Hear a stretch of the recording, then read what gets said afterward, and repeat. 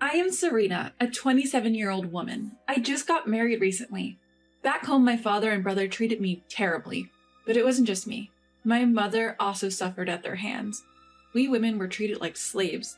If my father or brother commanded something, we had to act immediately. We'd be scolded for being slow if we didn't move fast enough. It was like this since I was little. Why are you so slow? Just get it done already. Yes, Dad.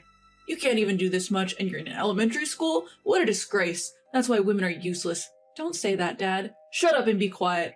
I don't want to be called Dad by you.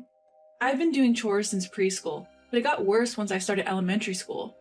While my father and brother relaxed, my mother and I were constantly busy. Whenever they wanted a drink, we had to bring it right away. Even in the depth of winter, if they wanted ice cream, we had to go out to the convenience store in the cold. So my mother and I were always exhausted. My mother felt sorry for me and cried all the time. I'm sorry. It's because I'm weak that they treat you like this, Serena. No, Mom. Serena, you have to leave this house someday, stand on your own 2 feet, and run away from your dad and brother. But what about you, Mom? I'll be fine, as long as you're happy, Serena. When I reached 10th grade, I thought about going to college. But my father said women didn't need education. He had a very old-fashioned mindset, thinking a high school diploma was enough for a woman. But I was in college prep school, and all my friends were planning on going to college. I loved studying, and I was determined to go to college. Despite this, my father wouldn't allow it. But at that time, my mother stood up against my father. I'd never seen her so determined. She excels at her studies. That's why I'm going to let her go to college. What? Are you challenging me? How many times do I have to say that women don't need an education? What good will it do when all she'll be doing is cooking once she's married? An education will never go to waste. It'll come in handy even after she's married and has kids. Then do what you want, but I'm not paying for the tuition. Fine, then I'll take care of it. My mother had some savings, and she used it to support my college education. I got accepted into my first choice university, a private one. I felt guilty about the expense, but thanks to that, I met my husband. I had always been afraid of men, but he changed that for me. He was so kind when we met at our college club. He was always cheerful and could make anyone laugh. Having grown up impressed by my father and brother, for the first time, I felt something positive towards a man. I started to think that I wouldn't mind dating someone like him, but I couldn't bring myself to confess, and I kept my feelings hidden. In the end, we didn't date during our college years. After graduation, I ran into him at a reunion. He had changed a lot and had become a sophisticated city man. My family home was in New York, but in a rural area, and I had lived in an apartment during my university years. After graduation, I had been working in Manhattan, where I was known as Plain Jane at my company. I wasn't sure if a plain Jane like me was suitable to be with him, but he asked me to come over, so I did. We reminisced about our old club days and ended up dating. After a year and a half, he formally proposed, and that's how we got married. After creating my own family, I was worried about my mother back at my old home. I felt sick thinking she was still being abused by my father and brother. Hello, Mom, how are you doing these days? I'm fine. More importantly, are you doing okay, Serena? I'm fine, really. Danny helps out with the chores. He's probably even a better cook than me. Oh, is that so? I guess he got that from his father, who's a chef, right? Maybe. Don't worry about me, okay? And you need to take care of yourself, Mom. Yes, I got it. Mom said this in her usual kind voice, but somehow I had a bad feeling. I had the hunch she was in trouble, due to my father and brother's horrible treatment. They despised us for being women, but my mother in particular was targeted. It was because of the scar on her face. She had an accident before I was born, which left a prominent scar. My father would call it hideous and disgusting, so my mom always covered the right side of her face with her hair where the scar was. It was heartbreaking that my mother, who got injured defending my father, was being called ugly. It was clear my father didn't appreciate her at all. Even my brother was cruel, saying things like, "Don't come to the open house, you're disgusting." I thought those were things one should never say, even if they are family. One day my husband and I were enjoying a happy hour. In the heat of midsummer, we were sipping chilled beer while nibbling on snacks. Suddenly, our home doorbell rang. It was just before 9 p.m. and we wondered who it could be at such an hour. Stepping out with my husband, we found Mom standing there. "Oh, Danny. Mother-in-law, what brings you here at this hour?" "Could you lend me $20? I'm sorry for bothering you, Serena and Danny." $20 is fine, but what happened?" "I thought I'd head to a motel or something." "A motel? What are you planning to do there now?" "As long as I can get some sleep, that's enough." "What?" "I was kicked out of the house by your dad and his lot. I don't have any money." I froze in shock. When I asked her to tell me more, the details were beyond horrific. After dinner that day, Mom had been doing the usual housework. That's when Dad and brother started demanding more alcohol and ice cream. So Mom left the house with just her coin purse and smartphone. But when she got home, the door was locked from the inside. Unlock the door, I brought the drinks and stuff. Just leave it there. We don't need you anymore. What? Drop whatever you bought and disappear. A worthless wife like you. And that left my mom completely lost. She had used up almost all of her coins and couldn't even afford a taxi. So she had to walk all the way to our house. That's what happened? That's awful. Maybe I'm just useless now. Hey, Serena, let's live together with your mother. Really? Are you sure? Yeah, I don't mind. We have extra rooms. She can use one. But I can't be in the way of newlyweds. It's all right. I consider you like my own mother. Thank you. Oh, my mom burst into tears sobbing. She must have been touched by my husband's kindness, something she was likely unaccustomed to. My husband, having lost his mother at a young age, was a hard worker raised by his chef father. He graduated from college on a scholarship, so he understands people's pain. Having such a husband, I realize how lucky I am. He was the polar opposite of my father and brother.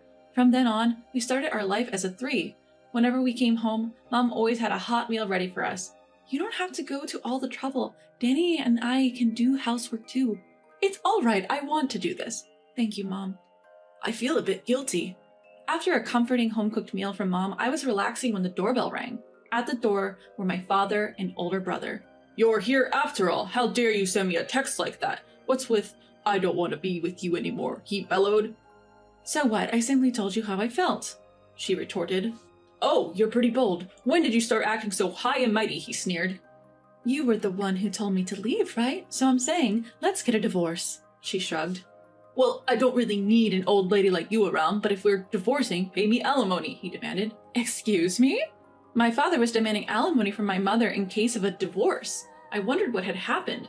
Isn't that young guy I saw you with your new boyfriend? That's cheating, isn't it? He accused. No, it isn't, she responded. Oh, you two seem pretty close, though. We didn't do anything strange. I had no idea that my mother had been with a younger man. I started to panic. Was my mother really having an affair? If she was, it would be disadvantageous for her since she and my father were not yet divorced. If my father was right, she might get sued. So I glanced at my mother, but she just winked at me. It must mean everything will be okay. You dirty, tainted old woman. You won't be able to survive on your own once we divorce. Ha ha! Go ahead. Pay me and live your pitiful life, he scorned. I don't mind if we divorce. I have a job, she stated. Huh? The young man you saw me with is a business partner of mine. He's a very talented and wonderful person. Job? But you've always been a housewife. I've been working from home, even without a computer. A smartphone is all I need. I occasionally meet him for discussions. So that was it. So I have $50,000 in my bank. Even if I divorce you, there won't be any problem. My father was dumbfounded. My brother had the same shocked expression. Neither my father nor my brother knew my mother had been working. But I was the only one who knew. She had told me secretly. She had said to keep it a secret from Dad and my brother, probably fearing they would depend on her financially. Oh, I see. Let's start over. Come back home. My father said this as soon as he found out about the money, but my mother coldly replied, Why would I? I'm not coming back. I'll divorce you. Huh? Why? I'm offering to live with you. Why are you so condescending? I'm not weak like before. I don't need someone like you, cheating man. Eh? At the words cheating man coming from my mother, my father seemed shocked. My brother standing next to him was also surprised. Didn't you say something to my business partner, Emma? She asked. Well, he's dating a woman younger than Serena. It's repulsive, downright disgusting. No, you've got it all wrong. It's a misunderstanding. What's there to misunderstand? Can you say the same after looking at this photo? My mother was showing a picture she had found on her phone. It was a picture of my father being cozy with a young woman named Emma. They seemed too close, and their faces were almost touching. I found myself thinking how gross this old man was. It was shocking to think that this pervert was my father. But how did my mother find out about the connection between my father and Emma, one of her business associates? There was a reason. One day she had gone to a cafe for a face-to-face meeting with Emma. Though they also met online, they made a point to meet in person once a month. During that meeting, my mother noticed the ring on Emma's finger. Apparently, it looked exactly like one my mother had bought for herself years ago. So she complimented Emma on her ring. Emma replied, "Thank you. My boyfriend, an older gentleman, gave it to me. It's secondhand, but I love it because it's quite valuable." This made my mother suspect that my father might have given Emma the ring. This diamond and emerald ring was custom made for my mother, so there was no other like it in the world. Given that it was an original design, my mother suspected that my father had given it to his mistress, Emma. When she returned home and opened her jewelry box, she discovered the ring was indeed missing. That was when my mother was convinced. So I'll be asking for compensation for the affair, and we're getting a divorce. What? Who's going to do all the housework then? Really? You and your son can handle it, can't you? Both my father and brother were hopeless at domestic chores. Being unable to do anything, they had dumped everything on us women. So they would be in trouble if my mother left. I couldn't help wondering why they had chased my mother out in the first place. That's when I decided to intervene. If you're going to be in trouble without Mom, why did you chase her away in the first place? That was just to spite the mistress. What? I just wanted the other woman to suffer. I'm not the bad guy here. You're still saying that? You're the one who cheated. You're the worst. So disgusting. I had never been able to stand up to my father or brother before, but things are different now. I had a strong ally in my husband, and my mother had become stronger. I had to become stronger too to protect myself, my husband, and my mother. Feeling this way naturally, I was able to stand up to my father. My brother was crying and whining, saying he didn't know what to do next. Apparently, he can't even make an omelet. The only dishes he could make were bacon and eggs and salad. I wondered if those even counted as cooking. If they were so incapable of cooking, they could just live on instant ramen for the rest of their lives. My mother wasn't a housekeeper or a slave. Why should she have to come home cheerfully after being cheated on?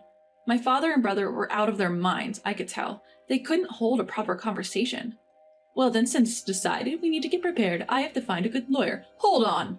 I don't care anymore. I'm definitely getting a divorce, be it mediation or a trial, it doesn't matter. I've suffered emotional distress from you, and I might be able to get a lot of compensation money. No way! I don't want that! My brother was smirking at this point. Even if a divorce occurs, the parent-child relationship won't end. So he said he would still be able to inherit when our mother passed away. But it didn't turn out that way. Gaston, I'm not leaving you any inheritance. After all, you've been so insulting towards me. I won't let someone like that inherit anything. Did you know? If I specify in my will, I can prevent the distribution of my assets to you. Once again, my brother's eyes widened in surprise. It seemed he never thought his constant insults could backfire this badly. He probably didn't realize that this was the outcome of heaping profound insults on the person from whom he was to inherit. He cried out loud, almost too loudly. We lived in an apartment and his cries echoed down the hallways. I thought it might disturb the neighbors. A man from next door, who looked kind of scary, whom we tried not to interact with, came out due to the noise. He yelled at my father and brother and they scampered off like they were running for their lives. Then my mother divorced my father. It was a tough battle, but she managed to secure a hefty compensation. She cut off all ties with Emma, my father's mistress. After that, my father seemed totally downcast. My brother too, upon realizing he won't inherit anything, spent every day in gloom. My father's work suffered and he was gradually pushed into less significant roles. Finally, he voluntarily quit. My brother, who was a freelancer, couldn't make ends meet with his income alone. He reached out to me for help, but I ignored him. Of course, I blocked his calls and messages. After that, my mother moved to a different apartment. She said she felt guilty staying with us.